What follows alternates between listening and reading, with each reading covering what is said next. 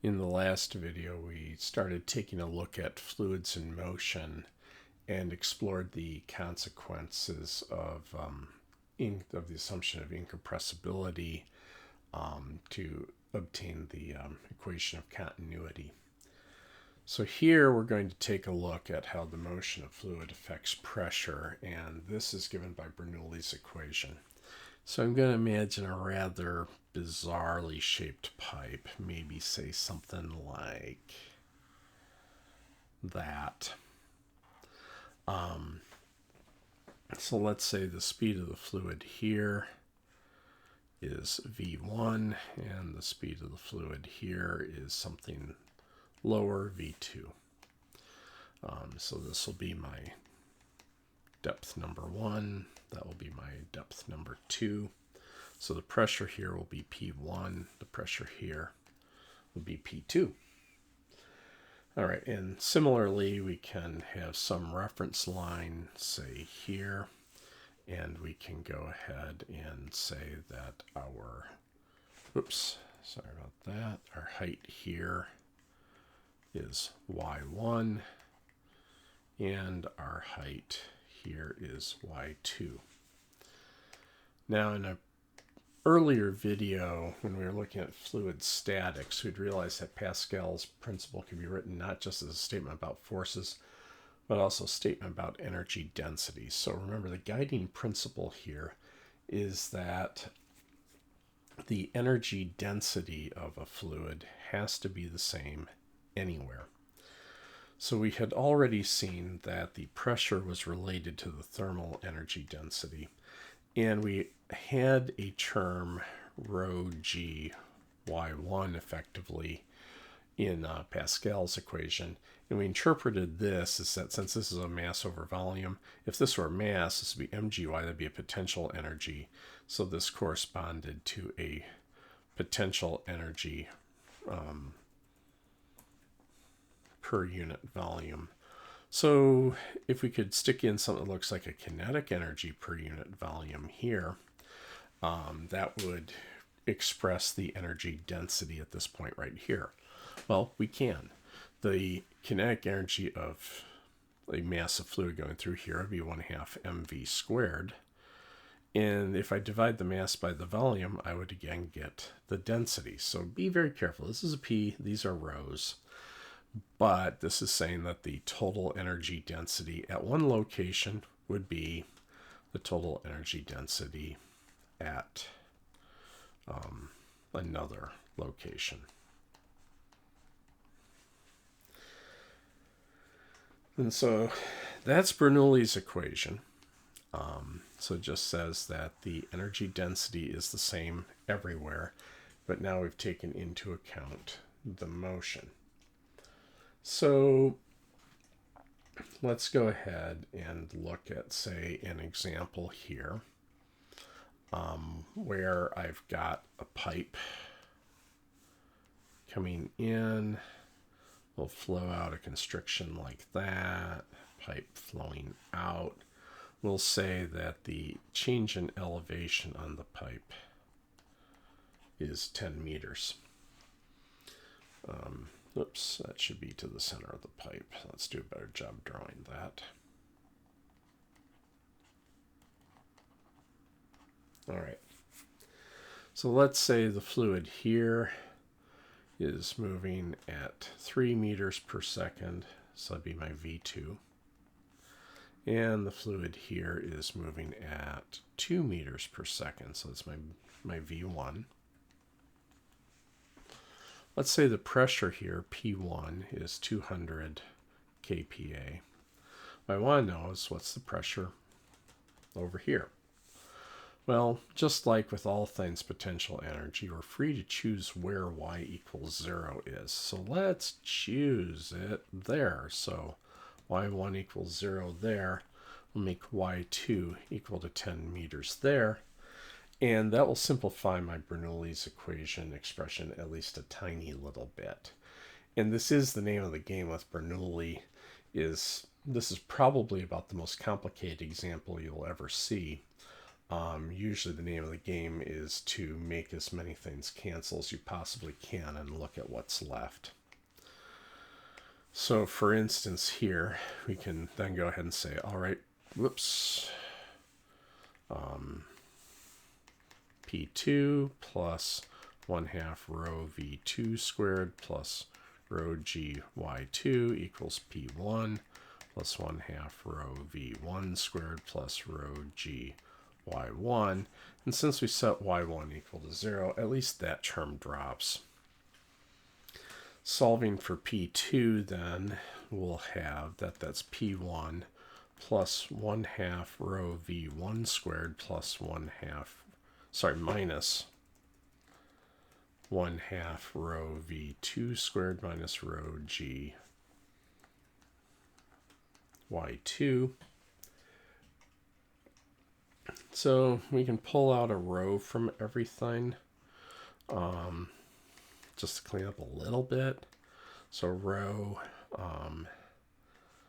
V1 squared minus V2 squared over 2. Sorry, I forgot to mention this is water. Or maybe I did.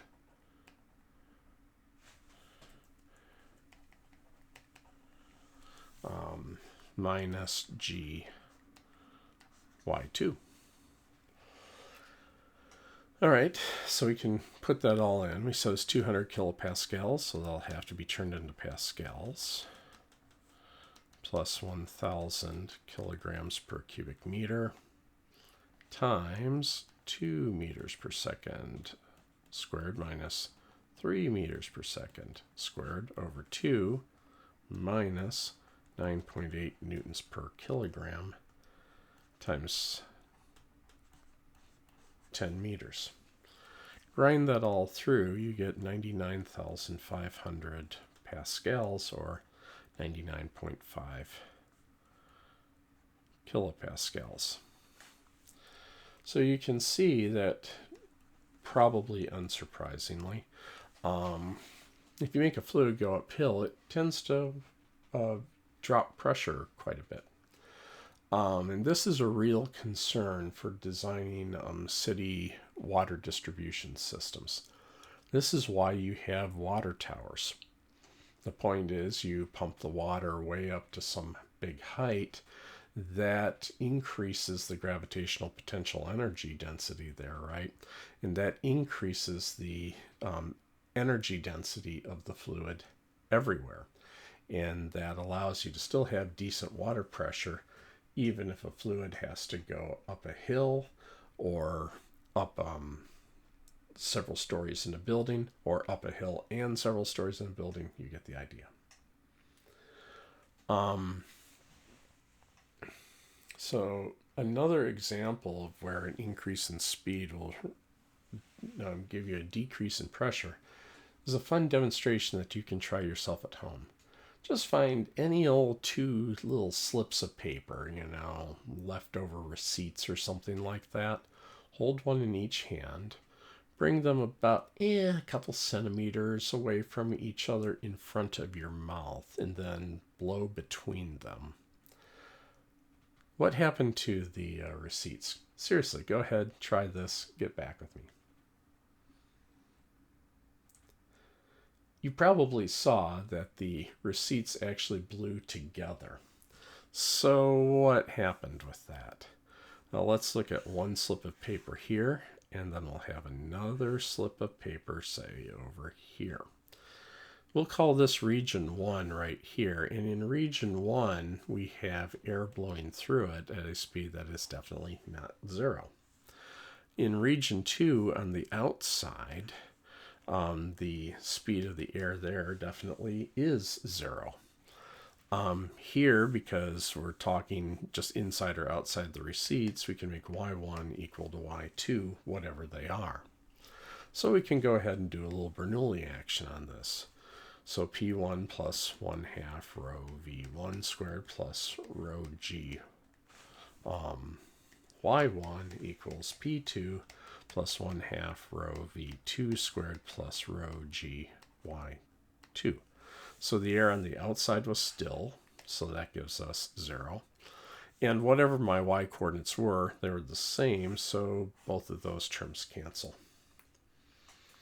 So if I subtract the 1/2 rho v1 squared from both sides, I get that p1 is equal to p2 minus 1/2 rho v1 squared. So the air between the receipts has lower pressure than the air outside the receipts. So on net, there will be a force due to pressure on the receipts, pushing them inward. Cool, huh? And we'll finish this last one out with a classic problem that's usually called Torricelli's result.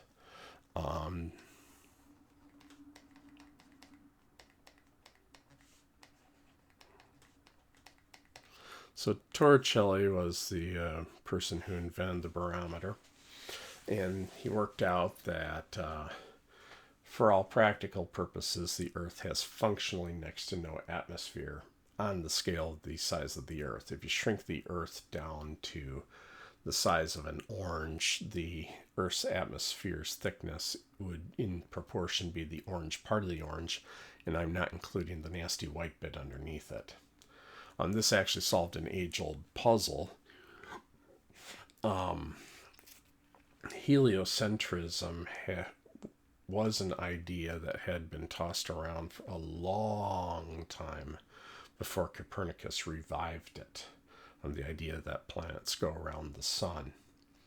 The ancient Greeks were aware that that would have made more sense, but they rejected it because they worked out the rate. They knew roughly how big the Earth was. They knew it to within about 3 or 4%. You can figure that out by looking at angles of shadows cast by sticks at different latitudes. So they worked that out. And so they knew to within a few percent what the size of the Earth was. And they realized that in order for the sun to rise and set, the Earth would have to turn on its axis once every 24 hours. And then they were coming to the conclusion that that meant that moving on the surface of the Earth, about the latitude of Greece or Turkey, you would be facing apparent headwinds that were so severe that would make a Category 5 hurricane look like a gentle breeze. And so they said, well, our buildings are standing, we're not leveled down, so it's a good idea, but it must not have worked. And so they adopted, reluctantly, geocentrism instead, where they imagined the Earth going around the sun. Now, the danger here is when you make an assumption is the assumption you don't even realize you're making. In the case of these ancient Greeks, they tacitly assumed that the universe was full of air. And if it was, their analysis would have been correct. Torricelli, though, by taking his barometer and running up and down mountains and noticing a noticeable change in atmospheric pressure as he went up and down mountains, worked out that the Earth's atmosphere was actually a very, very thin thing indeed. And so as the Earth rotated, it wasn't a big deal for the air to more or less rotate get drug along by the Earth and rotate with the Earth, thus taking care of that headwind problem and post hoc helping to provide support for Copernicus's idea, since Copernicus mostly went with it for computational convenience. Anyway, all that being said, Torricelli, before the ideas of energy density were completely worked out, reasoned in a way that was almost but not quite an energy density argument. He got to think about, what if you have, say, a large cask full of your favorite beverage. And let's just say it's open to air on the top. And let's say it's a very large cask. So we'll say that this height here, we'll say this is height 1, this is height 2, this is 10 meters. So we'll make y1 equal to 10 meters here, and y2 equal to 0 meters here. Again, just choosing 0 at the bottom of the problem to make some of the Bernoulli stuff cancel out. He was then interested in how fast is the fluid exiting this small constriction right here.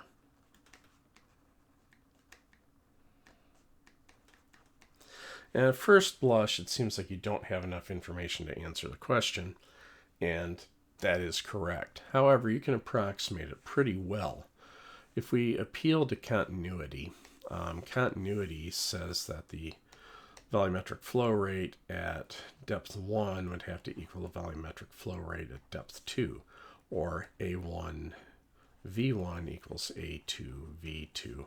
So V1 would be equal to A2 over A1 times V2. Well, if this is a small constriction and this is a big cask, A2 would be equal to darn small, and we would be dividing that by darn big times V1. And darn small over darn big is approximately 0, so we'll just say that, if we're just trying to get to the first decimal place or two, we can get away with saying that we know the fluid is moving, but we can approximate it in this particular case as being very slow compared to how it's exiting, and so we'll just make it 0 to make the problem easier to do. Torricelli reasoned in a situation like this that you could think about it as if the fluid were just falling down like you were dropping a rock. And so he came to the conclusion that it would be root 2gy, which is correct. And he argued it more from a kinematics perspective than anything. But let's go ahead and do it right with Bernoulli. So Bernoulli is going to say P2 plus 1/2 rho V2 squared plus rho GY2 equals the same thing with ones.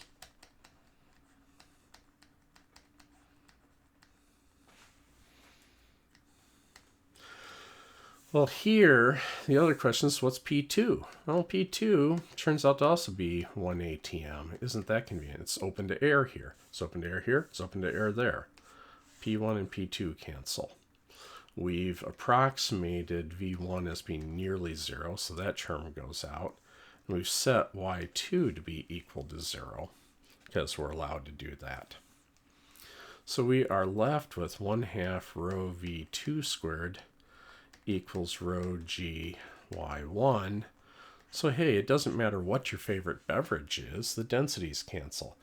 Sorry, you still can't do a Wendy's Frosty because we're neglecting viscosity here. But otherwise, we're going to get that V2 squared is 2GY1, and V2 is equal to root 2GY1, which is exactly what Torricelli reasoned from his pseudo-kinematics idea. All right, well, let's just go ahead and put in the numbers here. So this will be the square root of 2 times 9.8 newtons per kilogram times 10 meters. And here it'll be more useful to express a newton per kilogram as meter per second squared.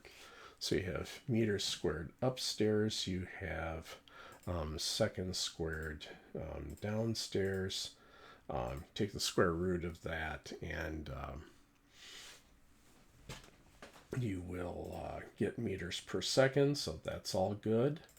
And you will get about 14 meters per second. Again, as long as it's not a Wendy's Frosty or something crazy like that, something with low viscosity, it doesn't matter what the fluid is, that's the rate at which it should be leaking out the hole at the bottom.